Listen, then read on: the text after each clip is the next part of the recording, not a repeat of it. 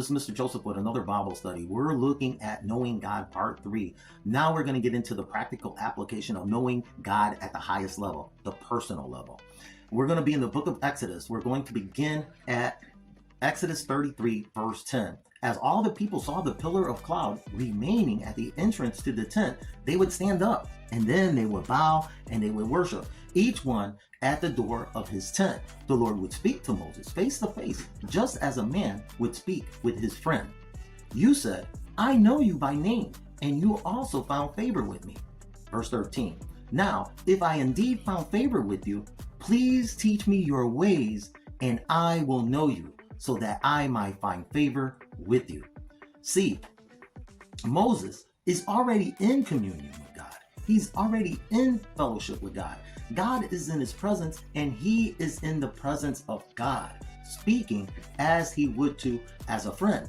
But that's not enough for Moses. Moses is seeking an even higher relationship. Although he might not necessarily be ready for it yet, Moses wants to abide in God and for God to abide in him, and he wants to see the full glory of God himself. And so I myself am wearing this shirt. I am not worthy to wear this shirt, but I can wear it because God's Spirit is in me. See, God's word says, but the one who boasts should boast in that he understands and knows God. Jeremiah 9:24. Now, picking back up on Exodus 33, God replies in verse 14, and he says this after Moses has pleaded for God to teach him his ways so that he can know him. He says, my presence will go with you, and I will give you rest.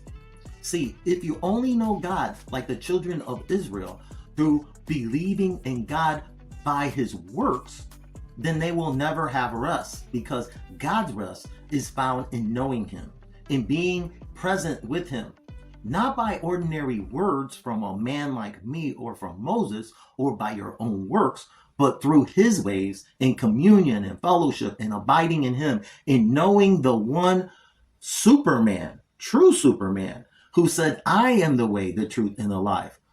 No one comes to the Father except through me. How do you know God? Till the next time, peace be with you and thanks be to God.